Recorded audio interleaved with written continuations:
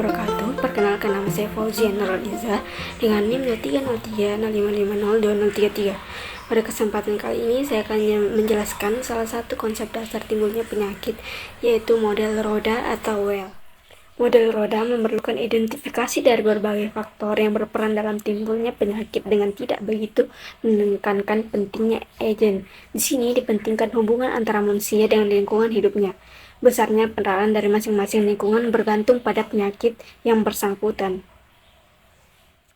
Jika dilihat dari bentuk roda ini, divisualisasikan seperti bentuk roda yang mempunyai lingkaran inti. Di tengah tepi roda ini adalah inti genetik dan host yang hadir di tengah model ini. Lingkaran luar model ini mempunyai 3 komponen, yaitu lingkungan biologis, lingkungan sosial, dan lingkungan fisik.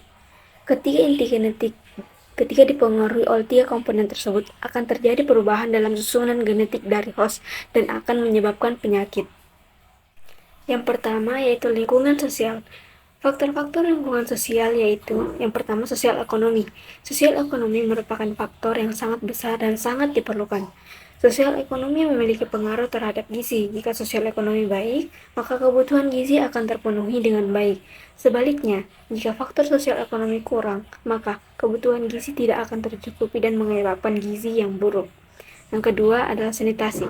Sanitasi yang tidak ditata dengan baik akan menimbulkan penyakit diare seperti kolera dan disenteri, serta tipes. Yang ketiga, keamanan. Lingkungan yang tidak aman berdampak pada psikologis atau kesehatan mental seseorang. Yang kedua yaitu lingkungan biologis. Faktor-faktornya yaitu yang pertama virus. Virus menggunakan sel tubuh orang yang terinfeksi untuk membuat lebih banyak selingan tubuhnya sendiri. Infeksi virus bisa menyebabkan penyakit pernapasan dan pencernaan. Yang kedua, bakteri. Bakteri yang masuk ke dalam tubuh dapat berkembang biak dengan cepat dan mengganggu jaringan inang, sehingga dapat menyebabkan berbagai penyakit seperti tuberkulosis dan pneumonia. Yang ketiga, patogen. Patogen dapat masuk ke dalam inang, berkembang biak, dan menyebar ke inang baru. Patogen dapat masuk ke dalam tubuh melalui organisme lain seperti nyamuk. Yang keempat, jamur. Jamur dapat berkembang biak di kulit sehingga kita dapat terinfeksi dan menyebabkan penyakit seperti kurap. Yang ketiga yaitu lingkungan fisik.